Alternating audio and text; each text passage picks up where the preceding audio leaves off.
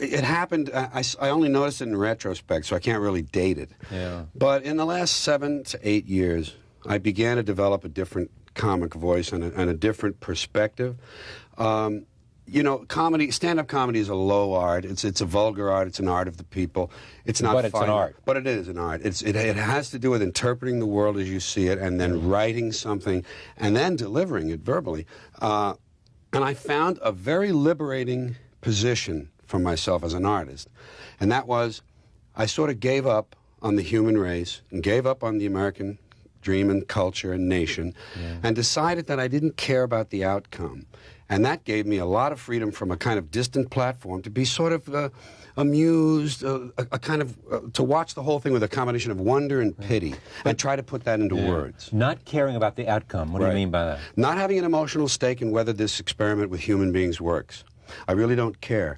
I love people as I meet them one by one. People are just wonderful as individuals. You see the whole universe in their eyes if you look carefully. But as soon as they begin to group, as soon as they begin to clot, when there are 5 of them or 10, or even groups as small as 2, they begin to change. They sacrifice the beauty of the individual for the sake of the group. I decided it was all under the control of groups now, whether it's business, religion, political people, or what, and I would distance myself from wishing for a good outcome. Let it do what it's going to do, and I'll enjoy it as an entertainment. And I'll reflect on what it is on its own. And I'll enjoy it for the entertainment. There's a little bit of a sick part in this, too. I root for the big comet. I root for the big asteroid to come and make things right. That's the way I put it. Stir things up. Yes, to get us back where we were before the first one came and knocked out these dinosaurs and let the ferrets grow up. We're talking about comets on this show tonight. I know it. And I'm rooting for that big one to come right through that hole in the ozone layer because I want to see it on CNN. See, I'm here for the entertainment, Charlie. I am. People, philosophers say, why are we here? I know I am here. For the entertainment. The show. Bring it on. I want to see the circus. But how does this affect your performance and what you bring to stand-up? Well, I've seen a lot of comedians, we've all seen a lot of comedians who seem to have a political bent in their work. And always implicit in the work is some positive outcome, that this is all going to work. If only we do this, if only we pass that bill, if only we elect him, if only we do that. It's not true. It's circling the drain time for humans. I believe this. I honestly believe this. Not just as a comedian, he thinks that. He likes to say that. I believe it. And when you say to yourself, I don't care what happens, it just gives you a broader perspective for the art, for the words to emerge, to not care. That's what happened in that 92 show. That's why I could say the planet is fine, the people are...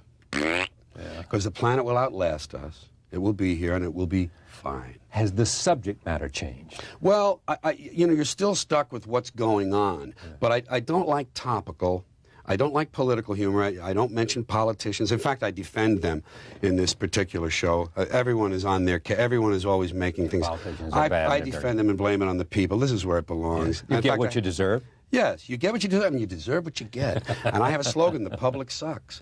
And it works nicely, and people accept it. Not very enthusiastically, but they understand that it says we the people in that preamble. It doesn't say them the thises and those the that's. It says, hey. We got on this boat. And people who hate government are involved in a form of suicide because government is self-government. And if you hate the government, you hate yourself. And it's the same with the war against nature that mankind goes through. So I just said to myself, it's not going to get better, not in my lifetime. Let me enjoy this and get a little perverse about my commentary on it. I open what does perverse mean, though? Well, to look for where the people think the line is. The people have values, that these things, these amorphous things they call values that they bring to the seat in the theater when they sit down.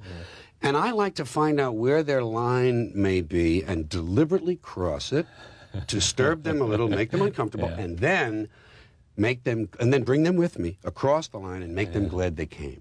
That's what I do. I'm an entertainer. I'm not a doomsayer. I'm not here to preach. I don't do political tracts.